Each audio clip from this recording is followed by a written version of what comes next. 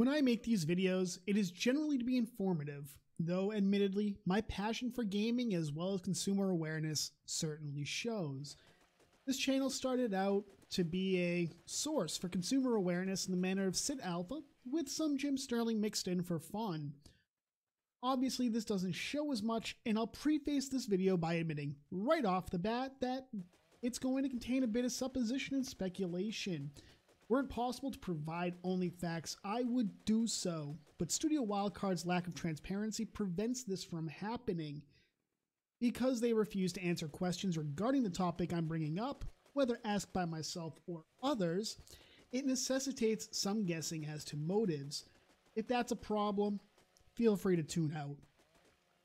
It begins February 6th when JAT published an announcement about a major exploit fix, as well as a one-time amnesty for the tribes that used it, which you can see on your screen. Reads, "Hey survivors, recently we have identified a critical exploit in our game that has existed since August 2015. The exploit is known and utilized by the PC, primarily official, player base for quite some time. Today's major version update will resolve the vulnerability and address the issue going forward. We're sorry for the inconvenience with the unexpected major update to version 2.7.7, but trust us when we say that the patch needed to happen immediately. Fortunately, we were able to look into those taking advantage of the exploits. Unfortunately, what became apparent is multiple mega tribes across multiple servers were taking advantage of it. Under normal circumstances, such an exploit would deem a global tribe wipe and a comprehensive ban for all players involved from our official network, as well as BattleEye protected servers. On this occasion, we have decided that we will be providing a one-time amnesty to everyone involved. This means that no one will be banned or wiped, as the impact of the action would have been too wide scale and have a significant effect on our official servers. For those who took advantage of the exploit, whether your motivations were malicious or to put yourself on even ground, it ends now with a chance of redemption. Please note that this is just a one-time situation, and in the future we will continue to be heavy-handed versus those who have been proven to play unfairly. We know that this decision may come as a surprise. However, we believe it is the best move to make for the health of the game and our official servers. We will be continuing to monitor our servers for cheaters and are currently investing in additional external and internal technical solutions to those playing unfairly, and will do our best to ensure that the ARC remains a fair and competitive environment. Thank you, Studio Wildcard." Now, for obvious reasons, this decision didn't sit right with the player base at large, to include many of us on unofficial servers. Requests about what the exploit was went unanswered because, and JAT admits this in a subsequent post, the company wasn't sure they had properly patched it. The exploit had to deal with a pseudo admin mode that was available if you knew the command on official servers. You could essentially make metal from nothing, as well as see possible threats through structures, terrain, etc. The source of contention was that nothing was done to the mega tribes who had abused this exploit, and they were allowed to keep their ill-gotten gains at the expense of the smaller tribes that hadn't even known about the exploit, let alone been able to use it. This put legitimate players at a significant disadvantage, and it was clear that there was little they could do and no way to catch up at this point. On May 1st, Wildcard posted an announcement stating that they were taking servers down to enforce their code of conduct on 33 servers. You can see the post here. As it's a long one, I won't bother reading it to you. The end result, according to Studio Wildcard, was the dev wipe of 40 tribes, a global ban of 73 accounts from BattleEye protected servers, and 21 accounts were hardware ID banned. While Wildcard claimed this could take 6 to 9 hours, it took roughly 4. Someone decided to put together a screenshot which I'll share, showing the alpha tribes on the affected servers. You'll notice the lack of T, arguably the best known hacking tribe in ARC at the moment. For all intents and purposes, T's servers remain untouched, and Wildcard has remained mum on who they wiped, why they wiped them, and more specifically, the lack of punishment for T. Now at this point, I have to stop using facts, and I have to start laying out my supposition for the most part. T is a Chinese tribe, and the Chinese, really Southeast Asian, mindset is a win at any cost mentality. This is especially true in China, where there's a lot of competition going on, especially in the more well-known games such as League of Legends and Dota 2. Now, in the professional scene, the cheating isn't as blatant, if noticed at all, because when dealing with groups outside of China, they face legitimate penalties if they are caught. Many hacks and bots are made and distributed in China. It's why EVE Online's Serenity server is completely overrun with botters, making the economy a proverbial shit show. There's little enforcement, and because of that, the players who might be more willing to go straight are placed on the back foot and must adapt or suck hind tit. This isn't to say that cheating and botting are specific to China or the Orient in general, as we know Americans and other Westerners do the same thing, but that the mindset is more prevalent in the culture. This is actually part of why many well-established games, such as World of Warcraft, have Chinese-specific servers. It also allows the government to censor what it needs to. This is not to be seen as racist or xenophobic, though many will claim it is, as we saw with the outcry of PUBG, with the hackers being predominantly Chinese, and the company saying anyone making mention of this fact and or demanding segregated servers was a xenophobe that they didn't want playing the game. Studio Wildcard is owned by Snail Games, a Chinese company that is making a lot of money right now off of spin-offs such as Pixark and Ark Park.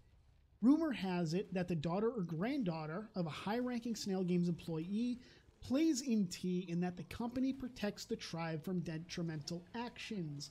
On March 30th, a player named Shockist released a video showing a raid on one of T's bases, and the subsequent rollback of the server that gave it back to them and allowed them to further build up the defenses against another raid.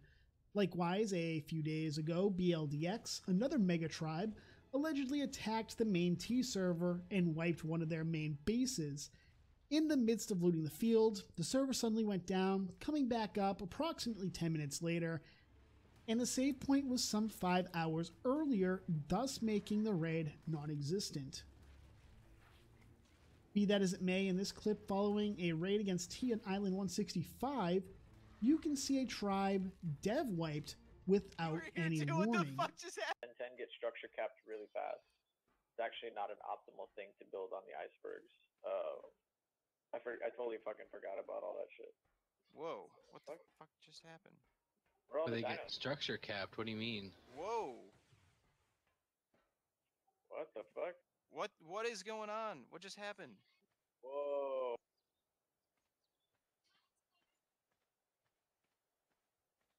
What the fuck was that?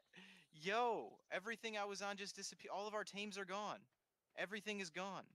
All the tames are gone, our buildings are gone, what the fuck? Bird, you were here too. What the fuck just happened? Now you may have missed it, but here's a screenshot of the GM, having just appeared from some of the rubble before disappearing. There were no global bans of anybody who was dev wiped, as would commonly happen if someone had actually done something wrong. Just a nuking of all the structures and tames, and then poof, the GM's gone. And today, May 5th, the streamer Utoast showed a T-base located under the mesh of the northeast-most cave located underwater. Going to America, boys. Tia owns all this crap, man. The devs don't give two fucks, man. They're hiding in Discord, man. The devs don't want to deal with Tia, man. Like, oh, Little Panda is online. Guys, Little Panda is on Salt Discord, man.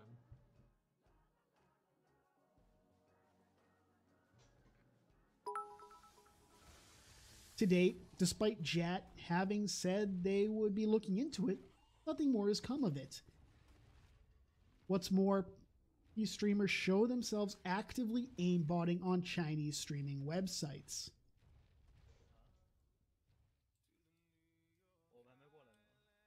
Look at the shots, man. Tia is streaming right now, man.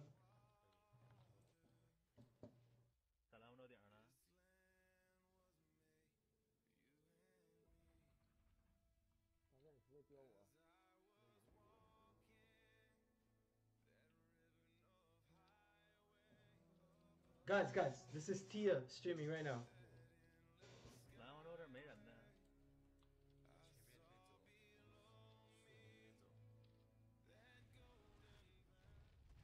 Now, why is Wildcard mum on this? Once again, I have to go in the supposition here, and my knowledge of Chinese law is worse than my knowledge of American or European law. Getting a trademark recognized in China is very difficult. This is a fact. It's borderline impossible in many instances. Unless you are willing to grease the wheels and bribe members of the Chinese Trademark Bureau, you're likely not going to see it enforced in China. This has been a huge source of contention for many overseas competitors, from Nike to Dell. Chinese knockoffs are common, even today, and they make up a significant portion of the money the government takes in. It's part of why President Trump wants to place a $50 billion tariff on incoming Chinese products to help offset this and to punish the companies. Furthermore, Wildcard, being owned by a Chinese company, might actually give Snail the rights and trademarks to ARC in Chinese jurisprudence, and would be a hell of a thing for the subsidiary. If this is the case, then Wildcard may not be able to decide who is punished and who isn't, and the previous incidents may be Snail's doing, not Wildcard's. Contrary to popular belief, I don't make these videos critical of Wildcard because I want them or the game to fail. The truth is, with 2,500 hours in game, 500 of them on official PvP, I wanted to improve. Wildcard seems more interested in making money at the expense of quality and customer satisfaction. Tickets remain unanswered for weeks at a time, only to be closed with a canned response or no response at all. There is no paid quality control team. The players continue to do that for them. Deadlines, self-imposed by the company, are routinely missed, and we're given the half-assed response of their ETAs, estimated time of arrival, with emphasis on estimated. They failed to launch the game initially because of their inability to prepare. The most recent DLC was boring, lackluster, and late. The newest DLC, there's no word on it at all, and they've already started talking about early access for the sequel. No, we aren't doing this because we hate the company or the game. We do this because someone has to.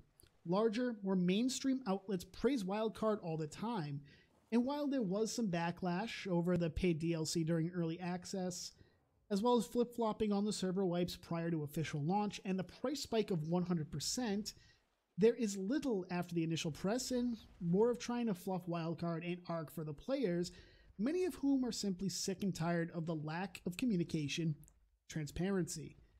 It falls on many of us no-name players to criticize the game, to critique the decisions of the company, often to the mass downvote campaign of the White Knights and being told to stop playing it because we are the ones who are toxic.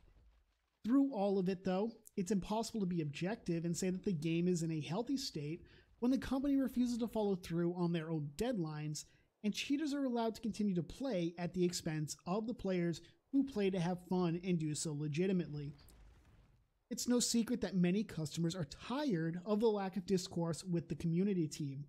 We'll have near hourly reminders of the upcoming DLC that you should totally purchase.